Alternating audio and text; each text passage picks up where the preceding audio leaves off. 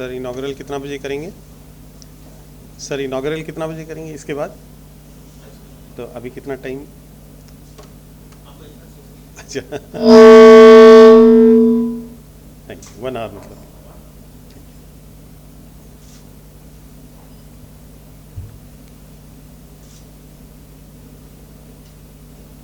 Our Vice Chairman C.A. Hariram Ji Agrawal, my co-speaker friend Jitendra Ji from Siliguri, and all my friends present here.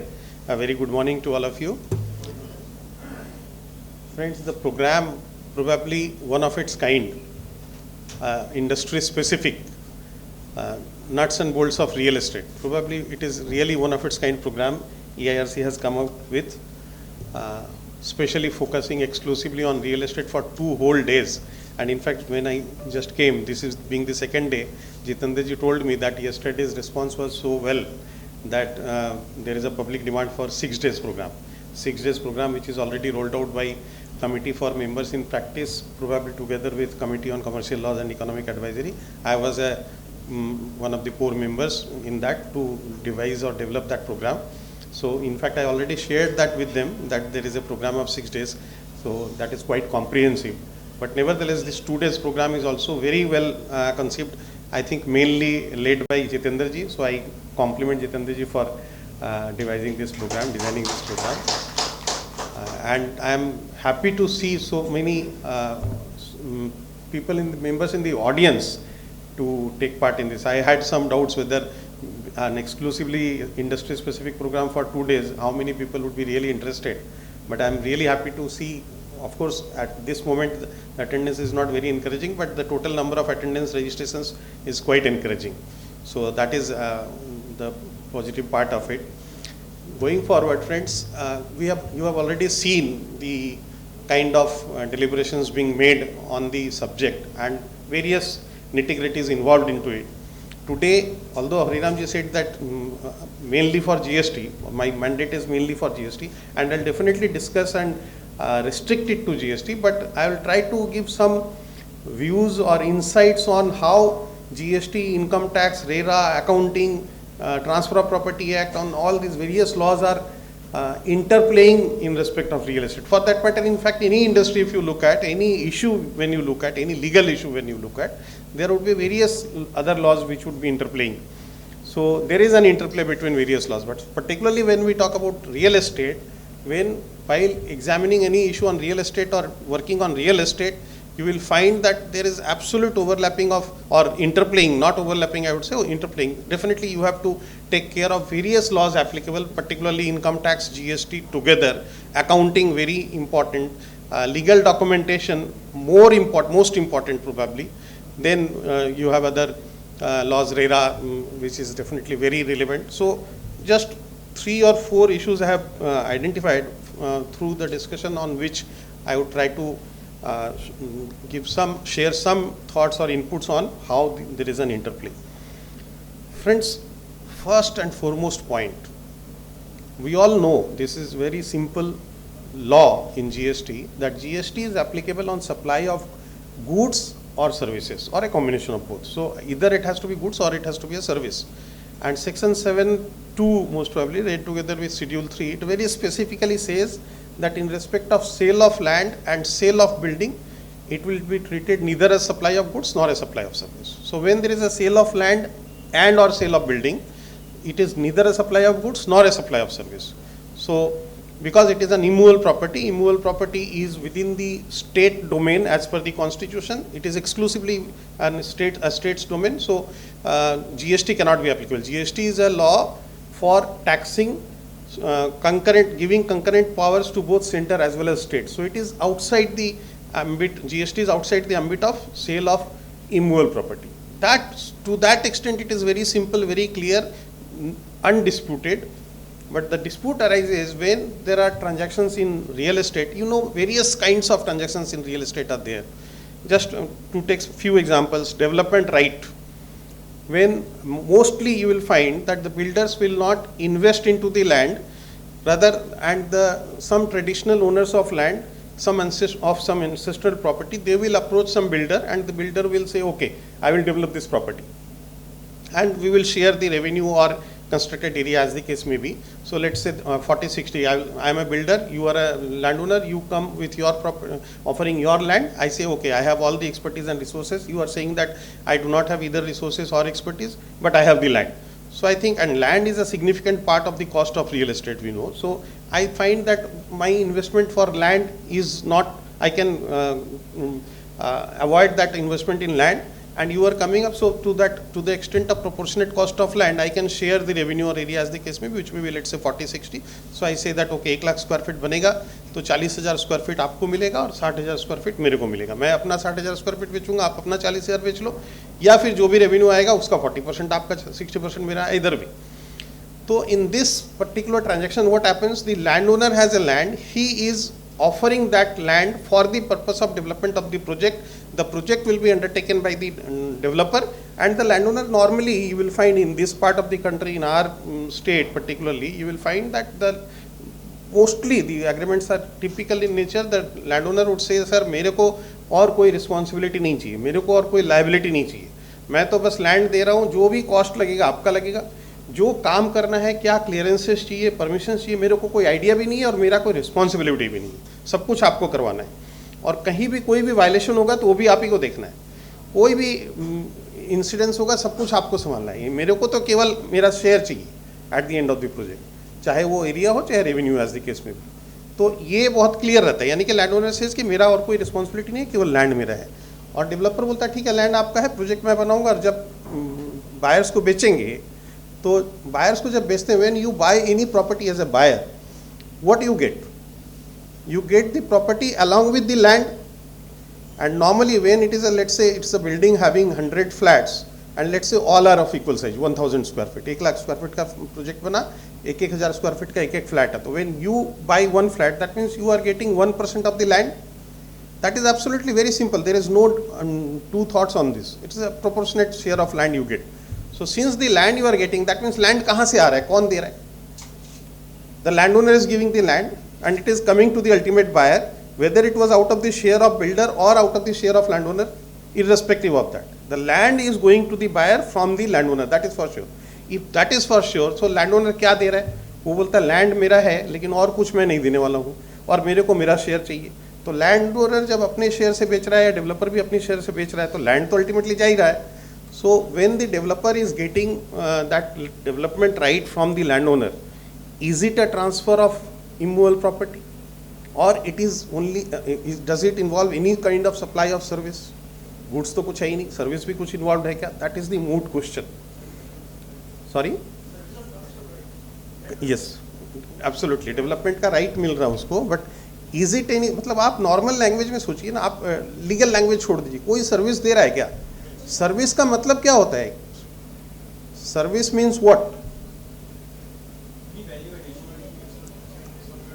Value addition definition यहाँ पे बोला हुआ है कि goods छोड़ के कुछ भी है तो सर्विसेज है, बट सप्लाई होना चाहिए. सप्लाई ऑफ गुड्स होगा या सप्लाई ऑफ सर्विस होगा. तो अगर हम सप्लाई ऑफ सर्विस की बात करें तो what is the meaning of supply? Have you ever thought of? Section 7 नहीं चाहिए मेरे को.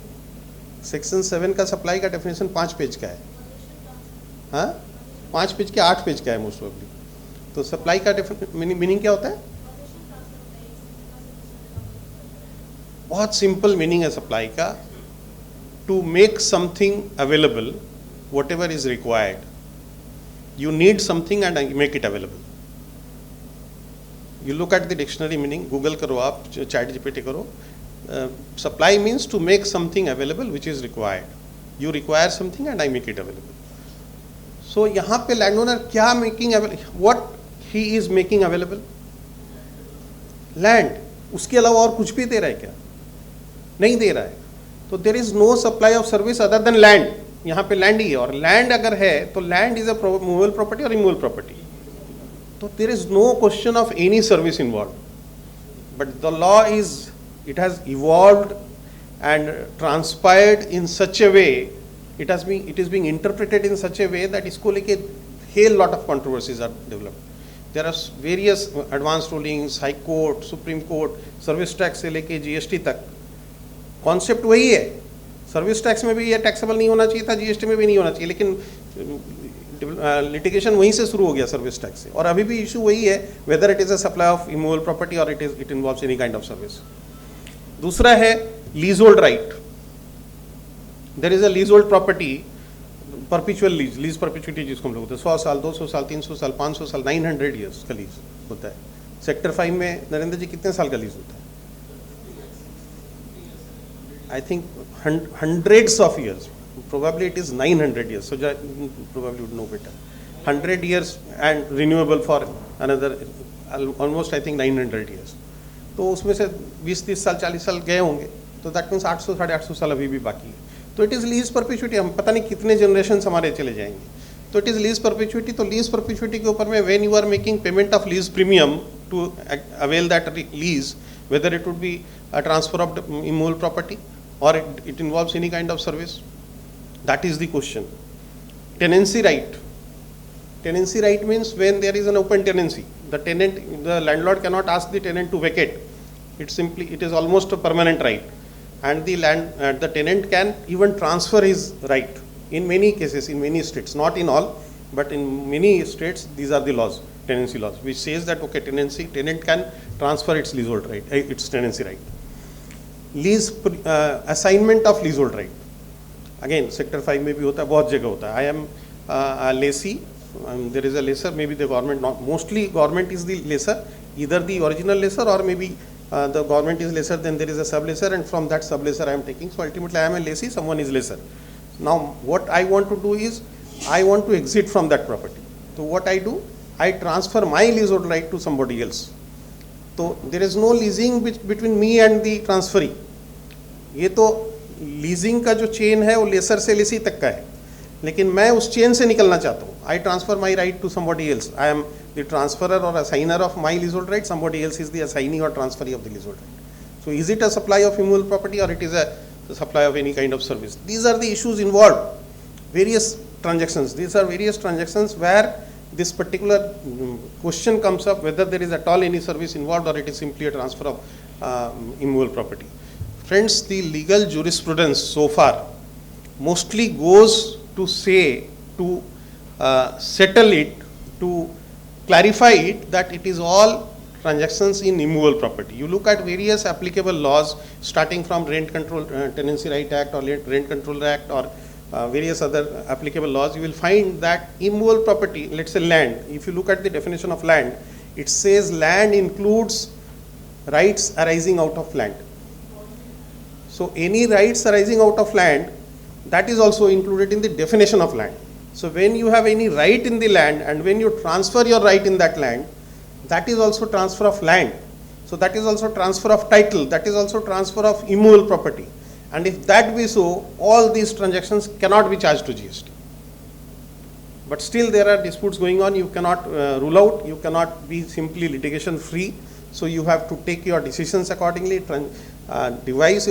design your transaction accordingly, capture it in your documentation accordingly. So starting from the legal documents, now friends, so far as development right is concerned, I'll give you some background of it. In case of development right, as the transaction I very specifically explained, the kind of transaction we have typical development right, development agreements. There is no development right being transferred at all actually. And this particular agreement, this similar kind of agreement, exactly this nature of agreement was examined by Supreme Court 15, 17, 18 years back in case of Fakir Chand Gulati in 2008. Where Supreme Court said, when this is a typical agreement, development agreement, where let's say I take a simpler example, just one second. I take a simpler example where let's say that there would be the landowner giving to the developer 10 flats would be constructed. 10 कट्ठे का जमीन है और 10 flats बनेंगे 1,000 square feet का each, let's say for example hypothetically. तो लैंडओनर बोला मेरे को 4 फ्लैट चाहिए, डेवलपर को 6 फ्लैट चाहिए, ये एग्रीमेंट हो गया। तो the supreme court said that it is a transaction where the landowner is selling 6 कट्ठा of land, क्योंकि 6 फ्लैट डेवलपर को जा रहा है।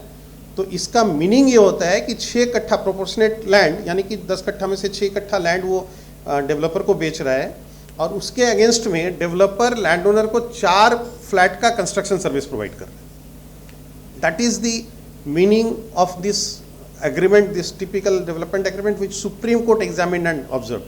in case of Fakir Chand Gulati in 2008. If that be so, तो फिर क्या होना चाहिए, कोई टैक्स इस पे लगना चाहिए कि नहीं लगना चाहिए डेवलपमेंट राइट के नाम पे.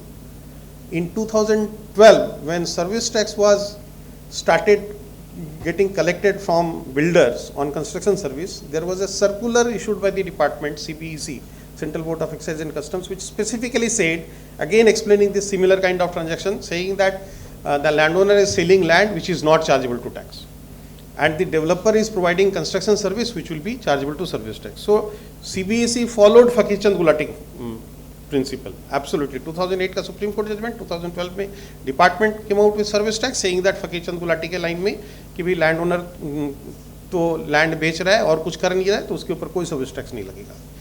But in 2017 when GST rolled out, then they came out with a notification under a particular provision where they have only powers to specify for a particular kind of transaction की time of supply क्या होगा, place of supply क्या होगा, या tax किस तरह से payment होगा, रजिस्ट्रेशन कैसे होगा, वो पावर है. वहाँ पे they issued a notification where they presumed, explaining this similar kind of transaction, that development land owner जो है डेवलपर को डेवलपमेंट राइट दे रहा है, that is a taxable service. ये प्रिज्यूम कर लिया. They are not saying, they can not adjust that ये टैक्स सर्विस है कि नहीं है, बट वो प्रिज्यूम कर लिए कि ये टैक्सेबल सप्लाई है और अकॉर्डिंगली टैक्स किस तरह से कौन कब पेमेंट करेगा ये डिसाइड कर दिया. But friends, that notification is subject to challenge. It is already challenged in various high courts. That notification itself is not valid, or rather I would say even if वो notification valid है but मेरे लिए relevant ही नहीं. If I am a landowner, I will not pay any GST. I am not bound by that. वो तो केवल principal बोल रहा है कि कब पेमेंट करना है, क्या करना है, लेकिन मेरे को करना ही नहीं है. अगर वो टैक्सेबल ही नहीं है तो it is not relevant for me, I can take it like that. कोई ज़रूरत नहीं है मेरे को उसको फॉलो करने की. That is the principle so far as this established on this particular type of transaction is concerned. But this ये जो understanding है तो ये हमारे लिए as an assessee या as a lawyer या as a consultant तो I can take that position. But the tax people, the officers, the proper officers, they are not going to think in similar way. They always go by safer propositions. So they would say कि अरे ये तो यहाँ पे presumption ही है, इसका मतलब ये तो tax लगेगा ही. So they are not ready to apply their minds. No. And they would always say नहीं ये तो टैक्स लगना ही है इसके ऊपर. And that has become the prevalent practice. As consultants we are also advising the clients also don't want any litigation, तो बोला भाई टैक्स पेमेंट करके आगे बढ़ो and जो भी है उसको कॉस्ट में एब्जॉर्ब कर लो. Mostly in most of the cases, rather not in most of the cases, आज की तारीख में in many of the cases it is becoming a part of the cost, but in many cases it is not becoming a part of the cost. So when it is not becoming a part of the cost, it is becoming easier for the developers to take a position कि चलो service tax GST payment करो और आगे बढ़ो. But friends, that cannot settle down or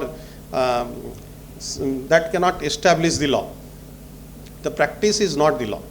Law can be different from what is being practiced. So this cannot be chargeable to GST at all.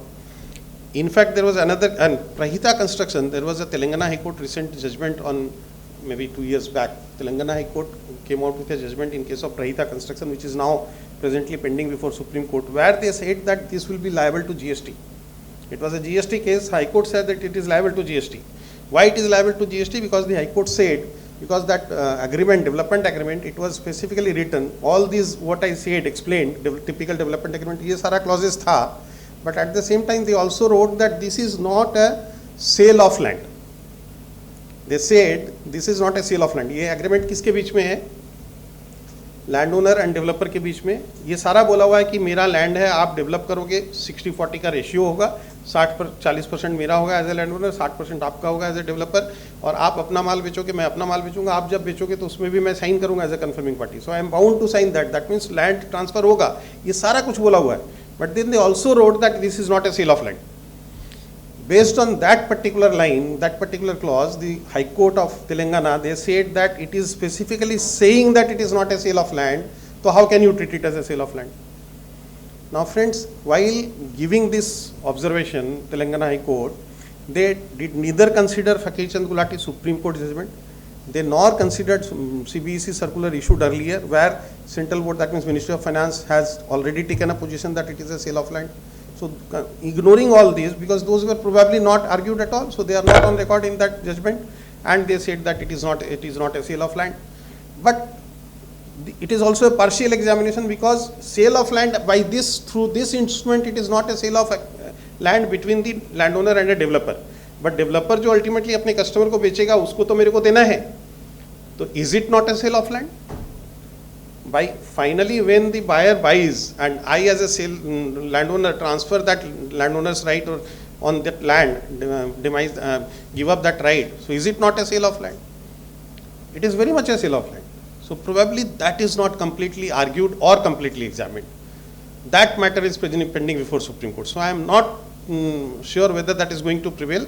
Rather, I am quite convinced that this is not going to sustain. Supreme Court will most likely reverse that. But until unless that is reversed, we cannot say that is the matter still remains sub judice. But there was another judgment from Bombay High Court in case of Srinivasa Realcon very recently, maybe 1 year back, where Bombay High Court examined a similar kind of agreement. There they said, they did not say whether it is a sale of land or not. They said it is not at all a transfer of development right. They said this particular notification which presumes development right to be taxable, that talks about TDR. What is TDR? TDR is a kind of instrument prevalent in Maharashtra and probably in some other states, but not in West Bengal. In Maharashtra, there is a concept of TDR. What is TDR? Transferable development right, where subject to certain conditions, a builder is given a certificate of TDR. Let's say if builder अगर 1 lakh square feet का construction करता है, तो subject to certain conditions, they are given a 10% TDR. That means 10,000 square feet का TDR का certificate उसको मिल गया.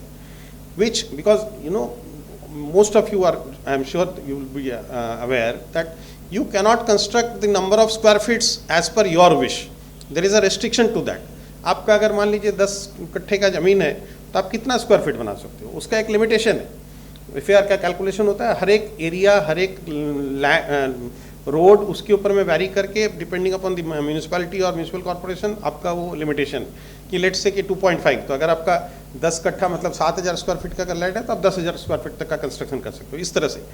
तो वहाँ पे क्या होता है कि the 10% extra TDR means you can consume the TDR in your project. आप उसमें 10 स्क्वायर फीट ज़्यादा बना लो, मैंने 10% ज़्यादा बना लो, 10,000 स्क्वायर फीट, या you can use it in your some other project और you can even transfer it to anybody else. जो जिसको आप बेचोगे वो अपना यूज कर लेगा. तो दैट इज कॉल्ड TDR. तो जैसे DEP भी लाइसेंस होता है कस्टम्स में, similar to that. So the High Court of Bombay said in case of Srinivasa Realcon that is the TDR which is being which is considered in that notification where it is said that उसके ऊपर tax लगेगा at the time of CC. वो सब जो बोला हुआ है, they said वो notification 6/2019 most probably in that notification. So that talks about that particular TDR and not the development agreement which are typically entered into in our state or in many other states. So that is not the TDR considered there as per Bombay High Court judgment. So this is another view that जो हमारा agreement, as I initially said, I gave a remark that जब हम development agreement करते हैं, तो the way we write the development agreement, that is very very important.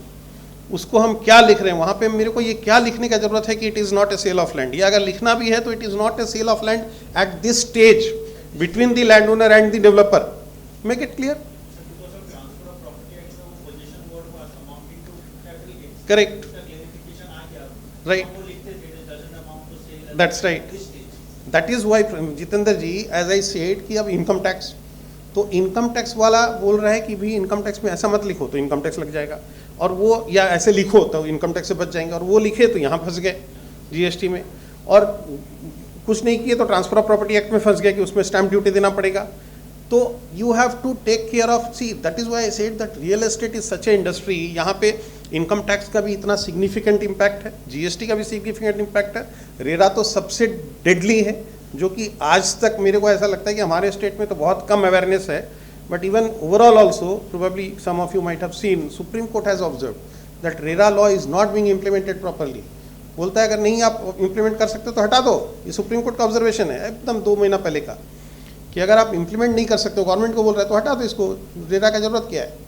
तो आप law भी लाए और उसको इम्प्लीमेंट भी नहीं कर रहे हो. That is the kind of और extent of awareness in RERA, और हमारे स्टेट में तो उससे भी बहुत कम अवेयरनेस है.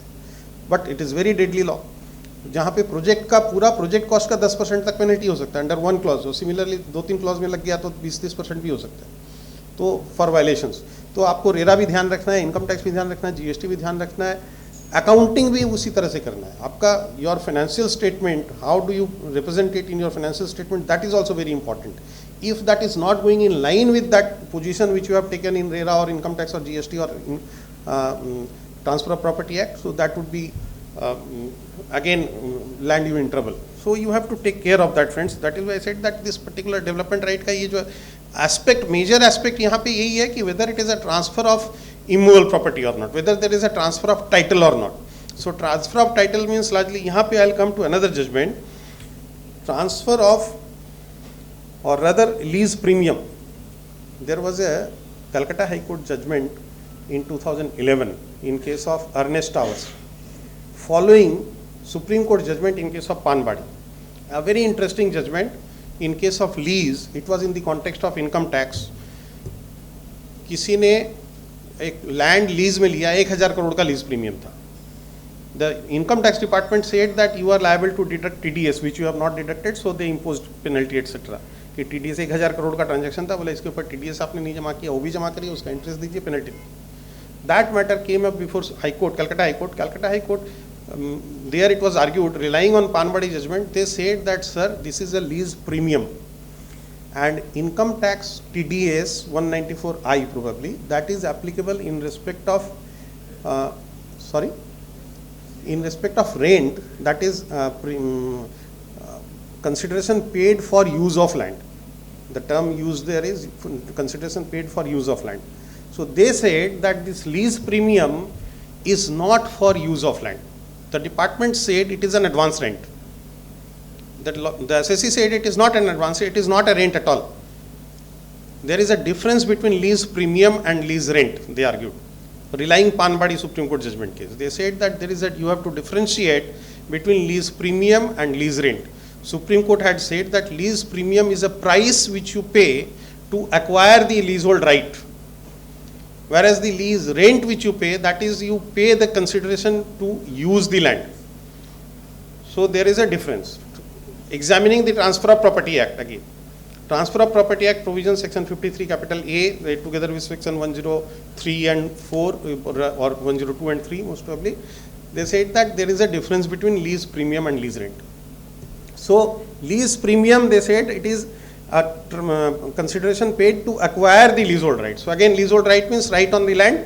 So if it is right on, that was a land transaction. So it is, if it is right on the land, that means it is land. And if it is a consideration for land, that means it is a it's transfer of title in land. So it is a transaction of immovable property. So it cannot be charged to, there the dispute was regarding income tax, but that same principle, same argument is now relevant here, that if it is not a if it is a consideration paid for land, then how can it be chargeable to GST? So it cannot be chargeable to GST. So there also again it goes that whether it is a transaction in immovable property or not. Similarly, tenancy right, I already discussed tenancy right. In case of tenancy right, again interestingly, the department has recently, I think 3-4 years back or 5 years back, they came out with a circular clarifying that in case of tenancy right, the premium paid by the buyer to the seller. Suppose I am a tenant, I have a tenancy right. Now I transfer my tenancy right to somebody else. So जिसको हम लोग पगड़ी बोलते हैं, there is a concept of पगड़ी system. Salami or pagdi or various names are given to it in various states.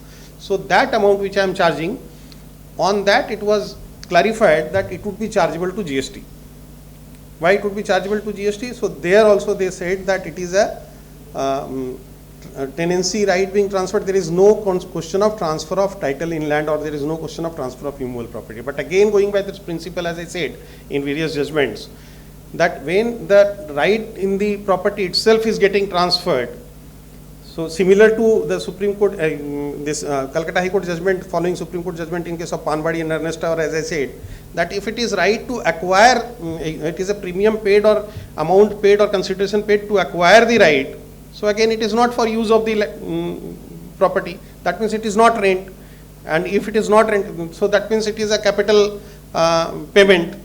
So again, it cannot be charged to GST, there is no supply involved. But in that circular, they have said that it does not matter whether it is a one-time premium, or even there was another argument that there is a stamp duty being paid on it. So they said irrespective of whether a stamp duty is being paid or not, only because it is being treated in a particular law in one way, that does not mean that it will not be treated as a supply of service here. That is what they have clarified. But absolutely, friends, again, this clarification on both these counts, it fails according to me. It is not as following the principles laid down by the Supreme Court in case of Panbadi, in case of Calcutta High Court Ernest Tower, in case of the other whatever judgments we discussed. So that circular is not going to survive, but still that is there. If that is there, so we have to take the call accordingly. We cannot take a very simple call without facing any litigation. So that is for sure. But this issue needs to be examined very in right perspective, considering all these various laws, interplay between these laws, and then only accordingly, number one, if at all we take a position that I am not going to pay GST on that, considering it is not as a supply, then number one, the legal documentation or drafting should be proper, taking care of all these points. Number two, I should take similar position in income tax as well as GST, as well as RERA. I will come to another point on RERA for car parking, as well as in Transfer of Property Act. Because again, if you talk about car park, say for example, many of you may be already facing this issue, whether sale of a car park is liable to GST or not. So car park, you know that in the RERA law, there is a provision that you cannot sell car park except a garage. So garage means a car park, that means an area which is covered by three sides by wall, covered on three sides by wall and having a roof. और अगर open car parking space है तो that is not a garage. So garage अगर है तब तो आप cell कर सकते हो, बट कार पार्क अगर है that means not a garage, then you can not sell. तो most of the builders what they are doing, they are not selling, they are saying right to use car parking space. तो right to use बोल के आप दे देते हो. तो if that is right to use, that means if it is not a sale, that means you are convinced that it is not a garage. And अगर garage नहीं है, वो सेलेबल कमोडिटी भी नहीं है, सेलेबल प्रॉपर्टी भी नहीं है, तो आप सिंपली राइट टू यूज बोल के दे रहे हो, then it is what, is it a transfer of title? नहीं है. अगर ट्रांसफर ऑफ टाइटल नहीं है तो स्टैम्प ड्यूटी लगना चाहिए क्या? बट आप स्टैम्प ड्यूटी भी दे रहे हो. तो एक तरफ हम स्टैम्प ड्यूटी दे रहे हैं, सो ट्रांसफर ऑफ प्रॉपर्टी एक्ट में बोला नहीं उसमें तो स्टैम्प ड्यूटी लगेगा. नो सर, सो वहाँ पे स्टैम्प ड्यूटी नहीं लगना चाहिए था एक्चुअली.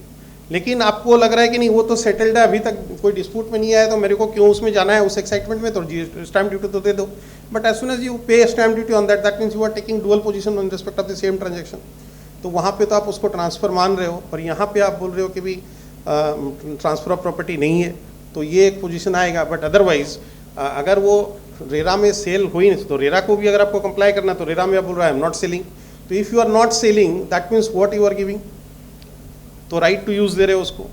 अब यहाँ पे राइट टू यूज़ आप एक्सक्लूसिवली ट्रांसफर नहीं कर पा रहे, so then that would be chargeable to GST. But वहाँ पे many people, again many builders are taking a position that नहीं, इसके ऊपर तो हम जीएसटी नहीं पेमेंट करेंगे. तो you are contradicting in your position under various laws in respect of the same transactions. So I cannot take an opportunist view from in different laws.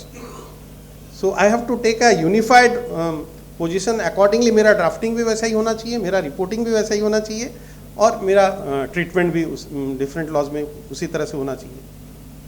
So that is why I said that ये different positions under different laws would be very different. And जो एक और I was talking वो transfer of और assignment of leasehold right, उसमें as I was saying that leasehold right अगर मेरे को ट्रांसफर करना है तो it is not a leasing transaction.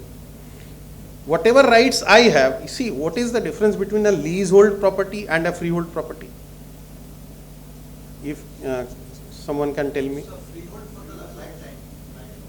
और लीज होल्ड में क्या होता है? For a limited period. और क्या डिफरेंस हो सकता है?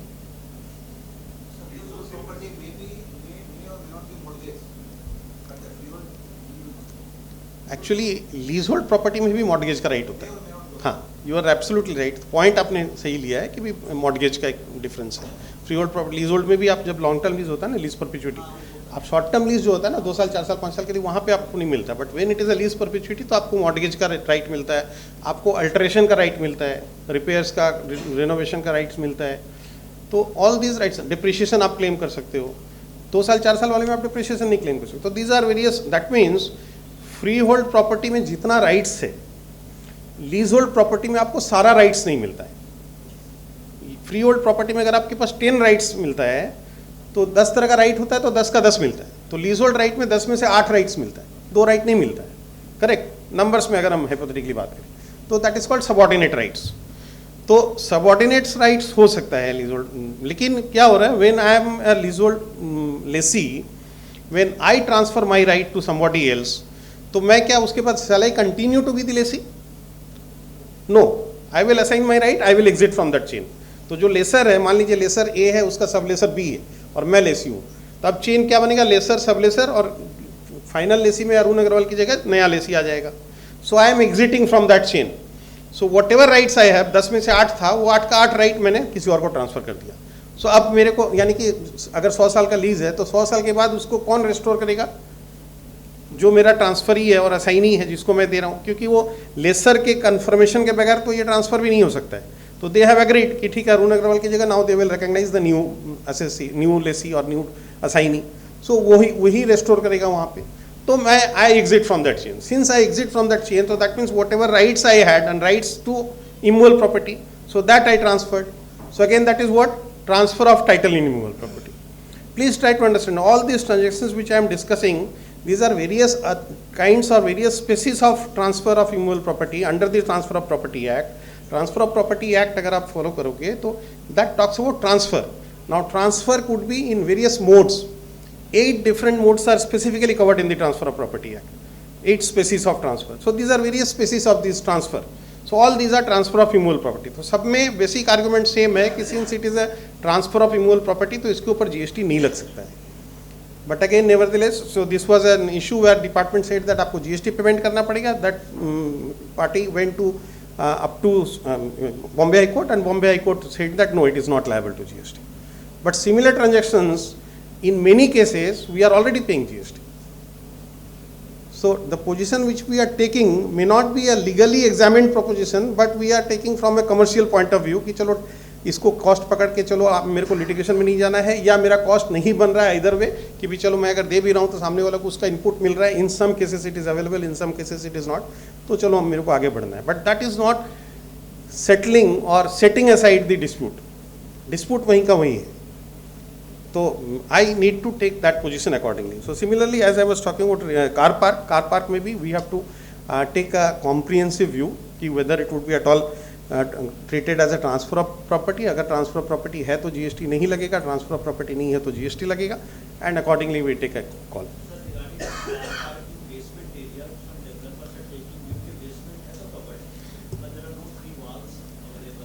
Actually sir, बेसमेंट अगर है, लेट्स से बेसमेंट में 10 पार्किंग है, या मैं एक सिंपल लेता हूँ कि यही बिल्डिंग है मान लीजिए, तो इस बिल्डिंग का ये तो राइट और लेफ्ट में और कुछ नहीं है, इतना ही चौड़ा है, तो इसका बेसमेंट भी ऐसा ही होगा अगर इसका बेसमेंट होता तो इसमें एक लाइन से मान लीजिए उधर में आपकी 15 गाड़ियाँ लग गई और इधर में खाली ड्राइविंग वे के हिसाब से पैसे छोड़ दिया, तो इस पार्किंग को आप कंसिडर करो तो 3 वेज में वॉल्स है कि नहीं 3 साइड्स में? पर पार्किंग पे नहीं है. यू आर राइट कि ईच पार्किंग में नहीं है, ये कहीं नहीं बोला होगा लॉ में. हाँ, गैरेज का जो डेफिनेशन है वहाँ पे this is a very controversial issue. Correct, you are absolutely right. You have done a right thing by highlighting this sir. ये रेरा में ये बहुत बड़ा डिस्प्यूट का एरिया है already, and there is a judgement where it has said, real estate appellate tribunal का, कौन सा स्टेट का I am not sure right now, but there is a judgement where they have said that ये जो basement का parking है, चूंकि wall तो है, मे बी 10 पार्किंग का एक साथ है, 15 पार्किंग का एक साथ है, बट वॉल्स तो है और रूफ भी है, तो इसीलिए that will be treated as a covered garage, माने garage, and accordingly it will be, you can sell it. That correct, you are absolutely right. There is a lacuna in the definition itself. Yes sir. तो sell नहीं कर सकते हैं ना, नहीं बेच रहे हैं, इसीलिए मैंने बोला है कि वहाँ पे दे आर सेइंग कि right to use, even that is also questionable. If you examine RERA, हाँ वी बोल allotment sir, not only that, what happens, suppose you are buying a flat और आपको 2 पार्किंग चाहिए, तो वो आपको दे दिया flat along with 2 car parking, parking number इतना, पार्किंग नंबर इतना, exclusive right to use. Even that is also not allowed if you properly examine RERA law, but that is being done. तो आप रेरा का सेशन शायद कल हो गया ना, तो विनय जी से बात करते तो I don't know whether it is discussed और not, but he would have highlighted. तो वहाँ पे रेरा में वो भी क्वेश्चनेबल है कि आप वो भी एक्सक्लूसिव राइट टू यूज बोल के जो दे रहे हो वो दे सकते हो कि नहीं दे सकते हो. नहीं दे सकते हो एक्चुअली.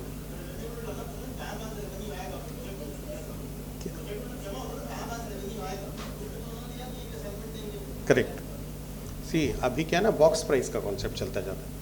तो एक आपका ये इतना नंबर फ्लैट, हर एक फ्लैट का साइज अलग अलग है स्क्वायर फीट, तो इतना नंबर फ्लैट, उसके साथ में अमेनिटीज़, उसके साथ में including car parking right of 2 parks plus club, ये वो सारा मिला के बॉक्स प्राइस कर दिया कि 3,50,00,000 रुपया। You got my point. तो वहाँ पे वो एक्सक्लूसिव नहीं हो रहा है। But I am coming to one step forward कि सपोज एग्जिस्टिंग बायर्स में से जो लोग ऑलरेडी ऑक्यूपेंट्स हैं, उसमें से कोई बोला सर मेरे को एक और पार्किंग चाहिए, और मैं बिल्डर हूँ, मेरे को हाँ मेरे पास में 10 पार्किंग है, तो चलो इसमें से तुमको ये मैं दे रहा हूँ, उस पार्किंग के लिए 15 लाख रुपए मैं ले रहा हूँ या 10 लाख रुपए ले रहा हूँ, वट एवर इट हो। तो what would happen to that?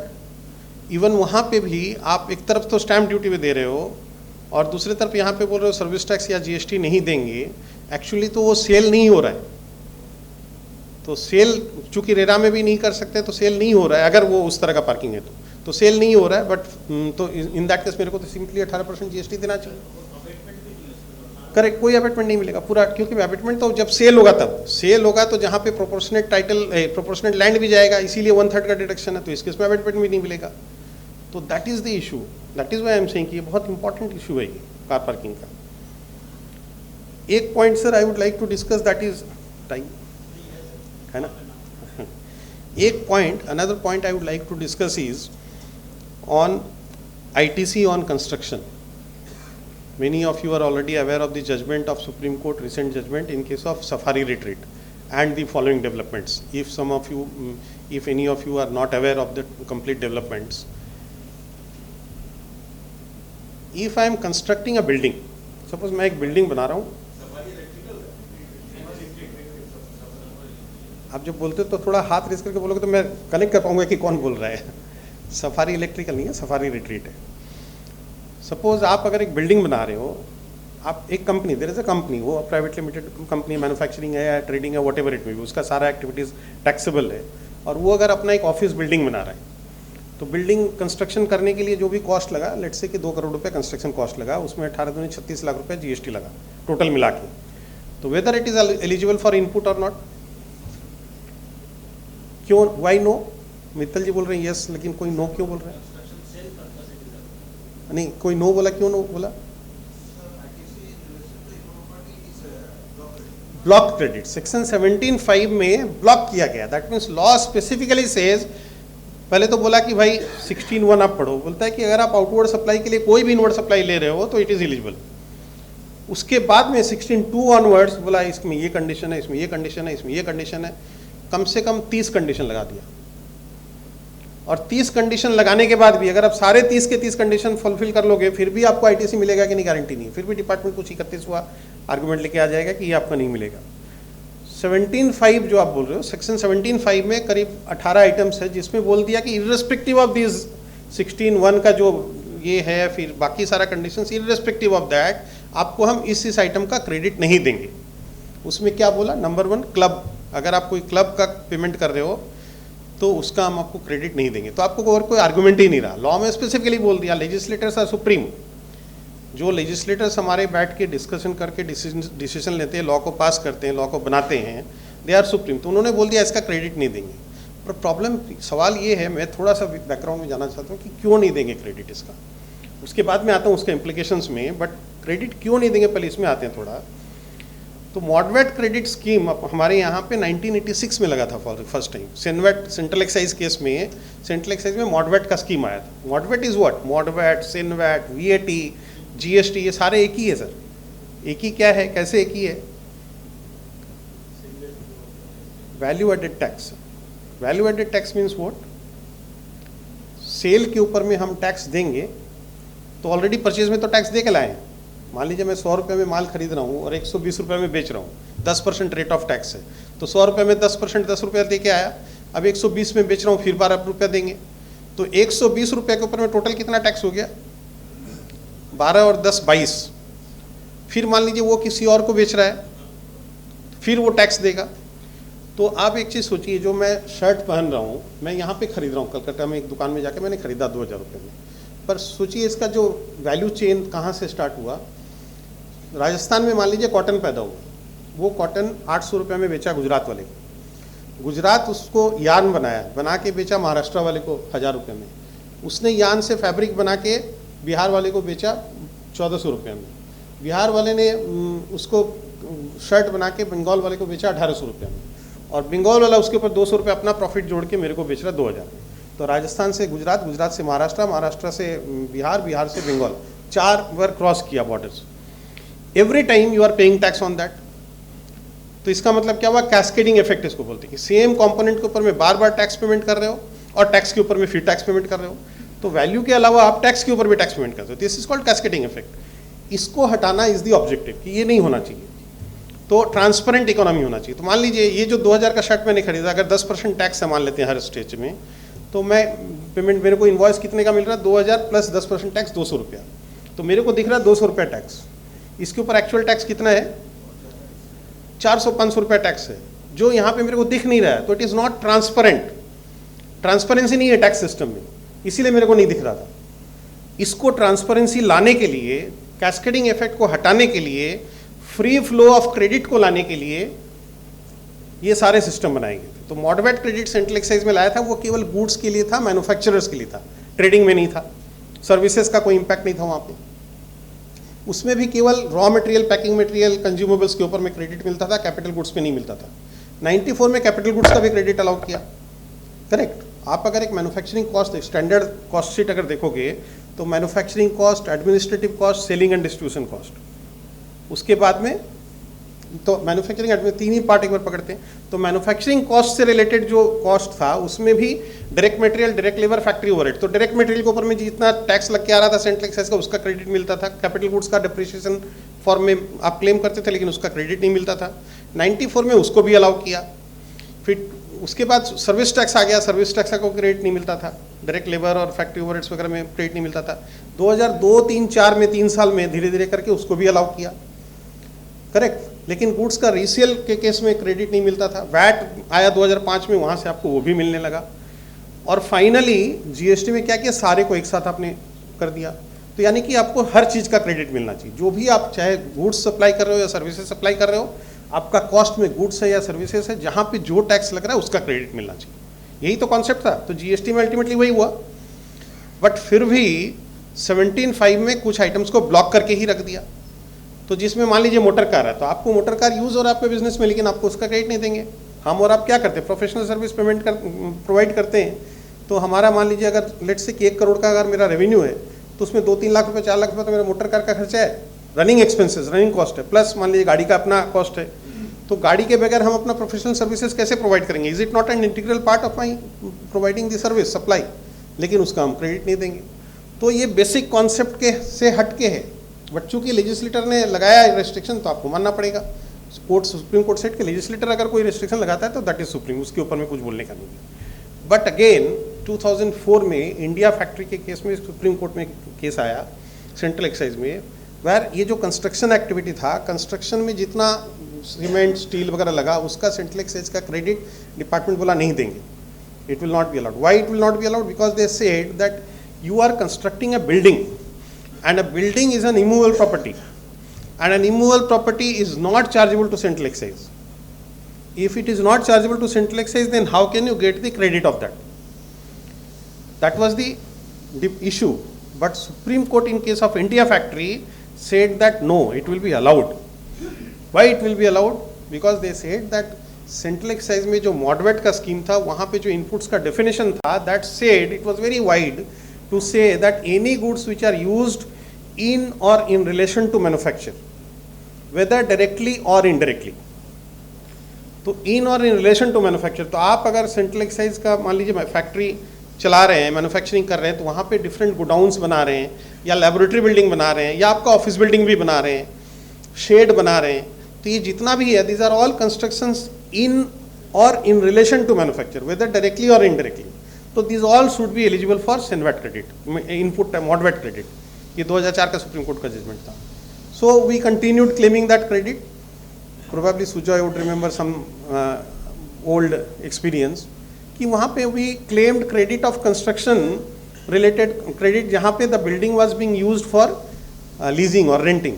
पूरा बिल्डिंग हम लीज और रेंट पे दे रहे थे, तो उसका जो कंस्ट्रक्शन एक्टिविटी था उसका सारा क्रेडिट हम क्लेम कर रहे थे। Then in 2009 they came out with another restriction in service tax INVAT credit law, where they said that construction का क्रेडिट इनपुट का डेफिनेशन और इनपुट सर्विस का डेफिनेशन से एक्सक्लूड कर दिया कि anything in relation to construction that will be excluded from inputs और input services. That means again what, कि उन्होंने स्पेसिफिक रेस्ट्रिक्शन लगा दिया.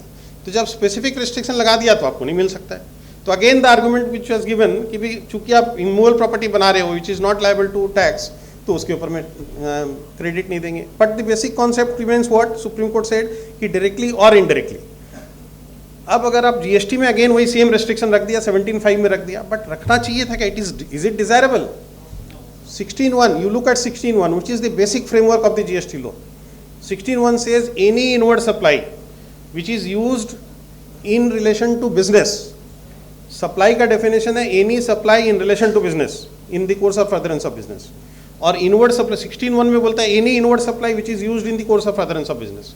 तो that means supply के साथ उसको relate किया हुआ है. supply से related कोई भी खर्चा है तो उसका क्रेडिट मेरे को मिलना चाहिए.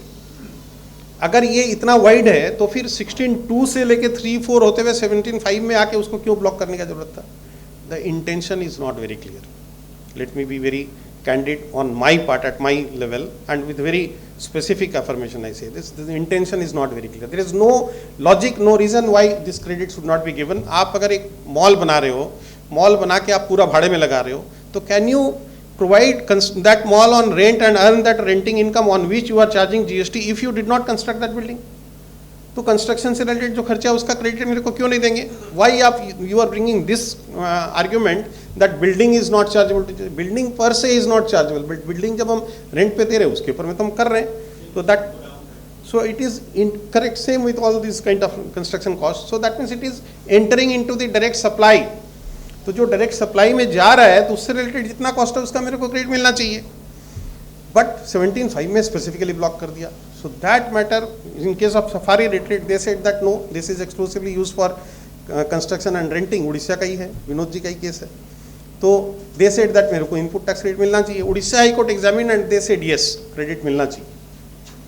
That matter went to Supreme Court. Now Supreme Court while examining, they said Orissa high court का जजमेंट को they overruled. Orissa high court said that it is unconstitutional. Ultra virus the problem. Supreme Court said it is not ultra virus. Mind you, Supreme Court said it is not ultra virus. Why it is not ultra virus? Because as I said कि legislator ने अगर वो restriction लगाया है तो उसको आप question नहीं कर सकते हो. So it is not ultra virus. But then Supreme Court said the argument was very detailed. I am not going into the detailed argument, but 17(5) में clause C और clause D दो clause था. तो एक जगह पे यूज किया है प्लांट एंड मशीनरी, एक जगह पे यूज किया प्लांट और मशीनरी. तो जहाँ पे प्लांट एंड मशीनरी यूज किया, प्लांट और मशीनरी यूज किया, वहाँ पे they argued that it is a plant. The building being constructed it is a plant. तो प्लांट का डेफिनेशन में again many of you may be aware कि plant में आप इनकम टैक्स में देखोगे बहुत जो स्टूडेंट्स है उसका प्लांट को लेके कि व्हाट इज प्लांट. तो I am giving you a very simpler example.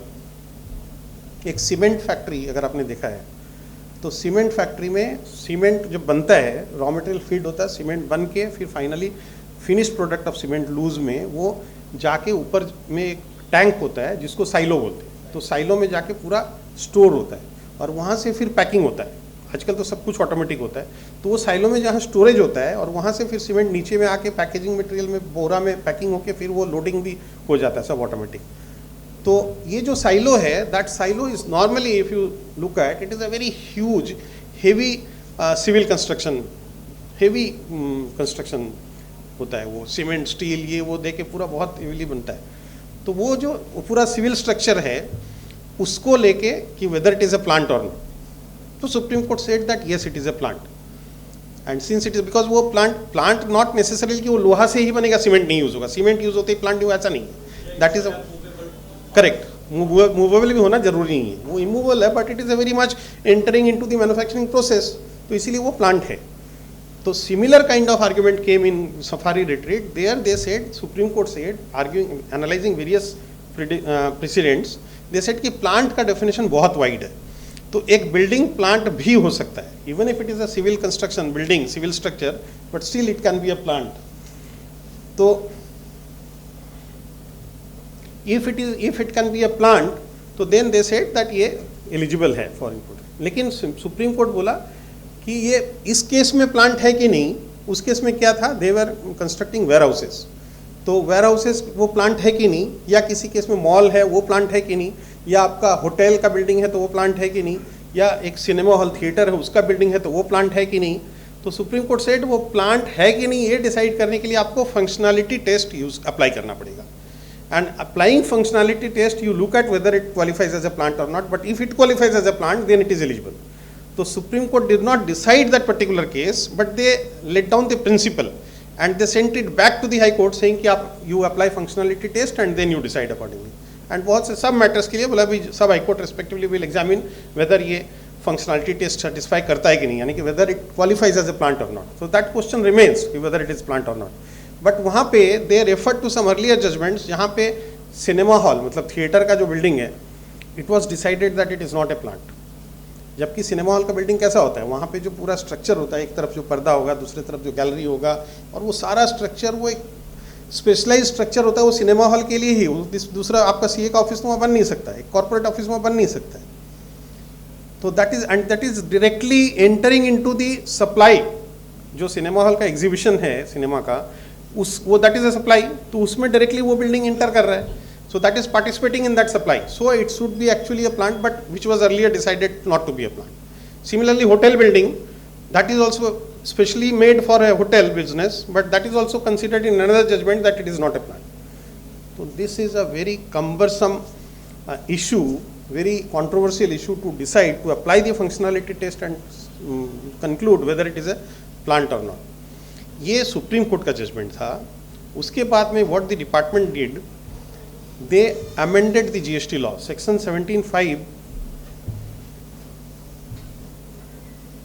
section 17(5) clause C and D, they are brought in line in both। जहाँ पे प्लांट और मशीनरी था उसको प्लांट एंड मशीनरी कर दिया विथ रेट्रोस्पेक्टिव इफेक्ट फ्रॉम 2017। तो अगर 2017 से रेट्रोस्पेक्टिव कर दिया यानी कि अब फंक्शनलिटी टेस्ट भी गया, अब irrespective of any test it will not qualify as a input tax credit. तो लेजिस्लेटर सुप्रीम है तो इनपुट टैक्स क्रेडिट नहीं मिलेगा। अब सवाल उसके बाद क्या आते हैं कि अगर चलो रेट्रोस्पेक्टिव इफेक्ट से अमेंड कर दिया 2017 से, डिपार्टमेंट इतना दिन सोया हुआ था, अभी जैसे ही ये जजमेंट आया तो पुराने सारे केसेस उठा के बोले यहाँ पे आपने इनपुट टैक्स क्रेडिट लिया था, ये आप रिवर्स करो।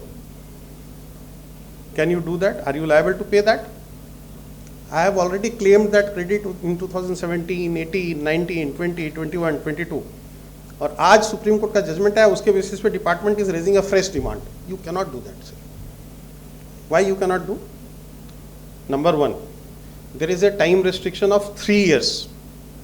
एक्सटेंडेड पीरियड ऑफ 5 years 74 में है, दैट इज नॉट एप्लीकेबल। 73 में 3 years का टाइम लिमिट है, तो 3 years से बियॉन्ड तो नहीं जा सकते हो। आज 2022, 23, 24 में आप 17, 18, 19, 20 का नहीं डिमांड कर सकते हो। Clear? That is number one. Because if there is any interpretational issue, तो वहाँ पे extended period cannot be invoked। 74 extended period can be invoked only where there is a fraud, collusion, willful suppression of act, misstatement with an intent to evade duty. That is not the case। तो नहीं लगेगा पुराना case में। Even 73 period का भी अगर है, 73 का भी, तो भी अगर पहले आपने नहीं किया तो on the basis of that judgement whether you can initiate a fresh proceeding, that is also questionable. There are various judgements on that saying that वो भी आप नहीं कर सकते हो। आपने अगर ऑलरेडी किसी का डिमांड कर रखा है वहां पे that may sustain, but fresh demand that can be challenged in this grounds. So that is more important here कि भी वो सुप्रीम कोर्ट का जजमेंट आ गया, इररेस्पेक्टिव ऑफ दैट पुराना जो हमने क्लेम कर लिया और निकल गया, वो उसको आप वापस मेरे को देने की जरूरत नहीं है। But still department is raising this demands daily. So last point I would take, another 7 minutes I have got. So last point is regarding reimbursement of electricity. In case of real estate, friends, what happens is when I am a say mall owner or a office building owner, there is a high tension line रहता है, वहाँ से उसको लो tension में convert करके वहाँ पे सबको सबमीटर देके इलेक्ट्रिसिटी दिया जाता है जितने टेनेंट्स हैं सारे मॉल में, मान लीजिए सब शॉप्स को। तो जो जितना यूनिट कंज्यूम करेगा उससे उतना यूनिट का पैसा मेरे को लेना है। टोटल बिल मेरे नाम से एज ए बिल्डर या मॉल ओनर मेरे नाम से आ रहा है बिल, और मैं उनसे रिस्पेक्टिव सपोज 1 लाख यूनिट का बिल आया, मैं 1 लाख यूनिट का 10 रुपये करके 10 लाख रुपये पेमेंट कर दिया। और किसी ने 800 यूनिट कंज्यूम किया, किसी ने 1400 यूनिट कंज्यूम किया, जिसने जितना किया इंटू 10 करके उतना रुपये मैंने उससे ले लिया और मेरा बिल मैंने पेमेंट कर दिया। So when I am taking this maintenance charge plus electricity charge or rent plus electricity charge, so whether that electricity would be chargeable to GST? In the GST law, electricity is not chargeable to GST. When the electricity company is sending electricity bill to you, they are not charging GST because it is specifically excluded from GST. But ये mall owner के case में या land commercial building के case में दे are saying that इसमें आपको GST देना पड़ेगा. There are many demands already pending in various forums. Many have been already paying also. Many have been, most of them in fact have been paying. ये शुरू से again ये पिछला 15 साल से ये इशू चले आ रहा है सर्विस टैक्स से. Now they have issued a clarification circular saying that where the electricity is supplied as a conjunctive supply, bundled service, then it will be chargeable to GST. Like say जो mall है, mall का common areas का काफ़ी electricity है, उसका भी तो cost लग रहा है, तो उसको भी हम प्रोपोर्शनेटली डिवाइड कर दे रहे हैं. तो मैं क्या कर रहा हूँ, उसके लिए मैं हर एक ओनर से उसका मेंटेनेंस, रेंट प्लस मेंटेनेंस ले रहा हूँ. या तो इलेक्ट्रिसिटी का कॉस्ट उसमें इंक्लूडेड है या अलग से इलेक्ट्रिसिटी का ले रहा हूँ, but for that common area, लेकिन उसको तो उसको देना ही पड़ेगा. So it is a bundled supply. So when it is a bundled supply, तो they have clarified that it will be chargeable to GST, and I agree to that. उसमें कोई issue नहीं है. Then they have gone to further saying that even if it is billed separately, it will be chargeable to GST. So if it is bundled, then even if it is billed separately, it will be chargeable to GST. No issue on that. But when for your specific unit, आप 800 unit किसी महीने में consume की, किसी महीने में 1200 की, किसी महीने में 0 भी हो सकता है. अगर आपका बंद है कोई भी कारण से, तो आपका 0 यूनिट कंजम्पशन होगा, तो there would be no cost of electricity. Whether you can say that electricity is bundled with the rent और maintenance, that is the issue. Bundled होने से लगेगा, ये बोल दिया, ये क्लैरिफिकेशन बहुत अच्छा है, but how to interpret this. तो अगर मेरा एक्चुअल कंजम्पशन के ऊपर डिपेंड करता है और एक्चुअल कंजम्पशन मेरा है ही नहीं, या जितना है उतना ही देना है, तो then how can it be said to be bundled. So it is not bundled. But even in that case they say that जितना आपने पेमेंट किया उतना ही अगर आप ले रहे हो, आप किसी भी केस में 100% सेम नहीं हो सकता है. इम्पॉसिबल है. Why it is impossible? Because demand charges होता है, एनर्जी चार्जेस प्रोपोर्शनेट होता है, बट जो डिमांड चार्जेस होता है एक पर्टिकुलर लोड होता है, उसके ऊपर बेस करके मिनिमम कॉस्ट लगता ही है, उतना आपको देना ही पड़ेगा. और उस बेसिस पे आपका पर यूनिट एक्चुअल कॉस्ट नहीं निकल सकता है. तो नियर अबाउट एक्चुअल कॉस्ट आप कैलकुलेट करते हो, करके वो आप कलेक्ट करते हो. And in some months you might find कि 2% ज़्यादा हो गया, कहीं 3% कम हो गया, ये हो सकता है. तो ऑब्वियसली कोई कम में लैंड अप नहीं करना चाहेगा, तो maybe at the end of the year 2-4-5% कम बेसी हो सकता है, ज़्यादा भी हो सकता है. There is a profit. But अगर ये ज़्यादा है 5%, does it mean that it is a separate supply, and does it mean that it is a supply in chargeable to GST? Not. If it is not a separate supply, does it mean केवल 5% extra है, इसका मतलब क्या, it becomes a bundled supply? The concept it can not change, but the clarification is such. The clarification is absolutely not legal, but still it is being a clarification and it is being misinterpreted, and hell lot of litigations are going on this. But you have a very strong case on this. I am sure today or tomorrow it is going to be settled by a higher forum in your favor. But for the timing, I find most of the builders are already charging and paying GST on that, because the clients, the SSCs, the tenants, they are getting input tax credit in most of the cases, so they say कि चलो मेरे को तो payment करना है. But in some cases they are not getting input tax credit, so वहाँ पे it is becoming a cost. So with these friends, thank you very much for giving me a patient hearing, and I thank EIRC for giving me this opportunity to share my thoughts. अगर if time permits तो कोई भी question हो तो I can take up. Thank you very much.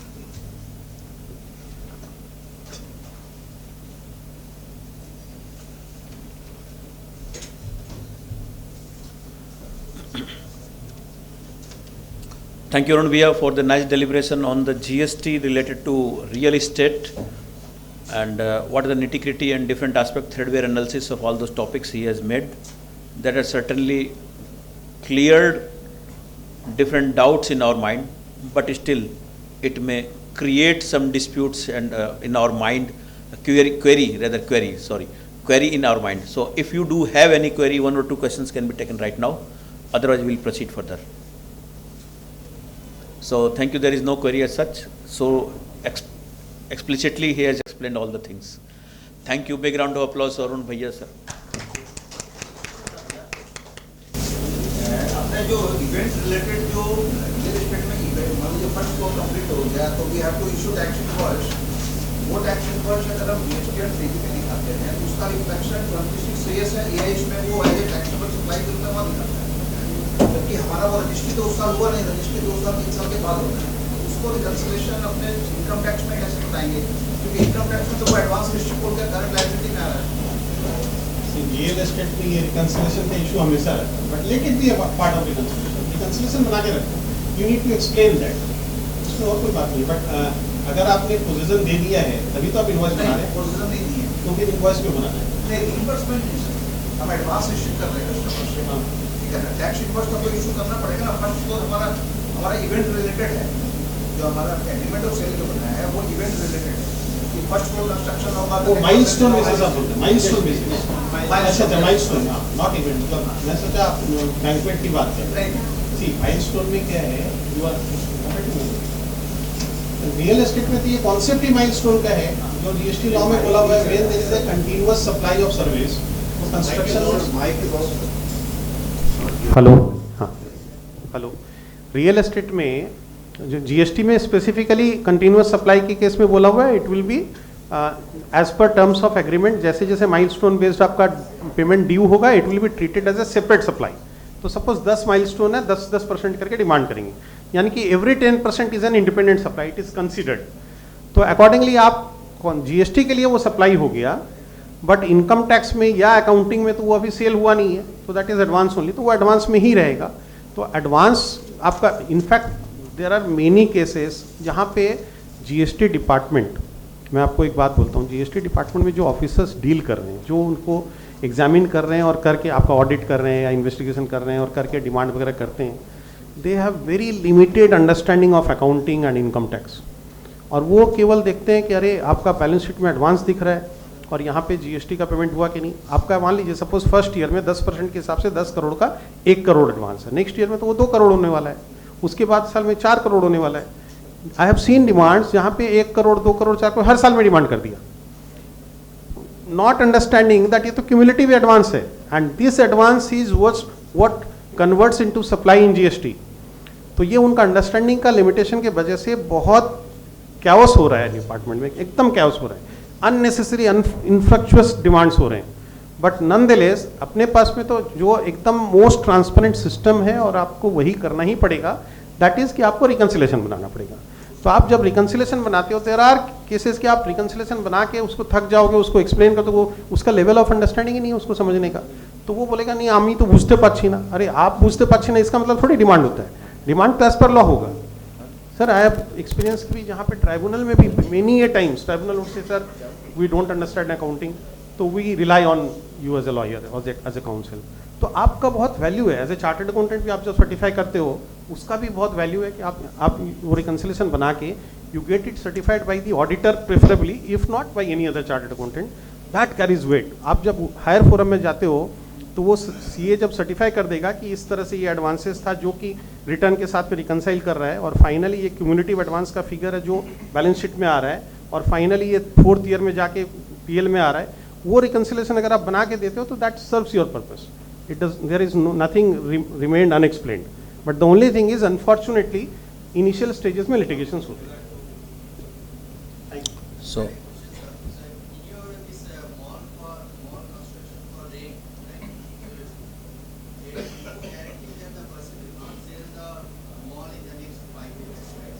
Correct.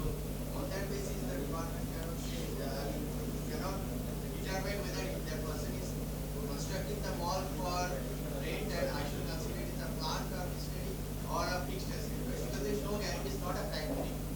कोई assumption करने का जरूरत ही नहीं, there is no need to assume, the law does not require you और expect you to assume.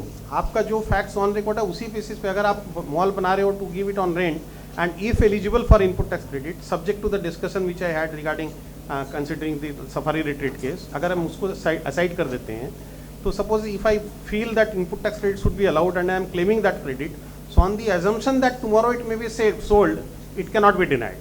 But finally suppose after 3rd year if I sell, तो there is a provision in rule 43 कि आप proportionate reversal करना पड़ेगा, that is there, पूरा mall sold कर दिया तो पूरा ही रिवर्स करना पड़ेगा प्रोपोर्शनेटली। उसमें भी there is a formula given कि कितना साल का यूज हो गया and all that, based on that reversal will be there. So thank you, such a nice deliberation. तो एक बात तो समझ में आई कि as and when there is some difference in figures, at that stage only we should prepare reconciliation and keep that reconciliation in our record and file and system, so that whenever there is, say after 2 year, 3 year, if somebody asks how these figures has come, these two figures are different. So if we do have the readily available all the reconciliations, we can get a help of that and prove ourselves that this is the correct way. So this is the basic thing which I could understand from deliberation of Arun Bhaiya. So thank you, a big round of applause to Arun Bhaiya. And again, one round of applause for all of you that on this Saturday morning, and despite the PM Modi's rally, you all have taken out from your office and home and joined here. Thank you very much, sir. Thank you, sir.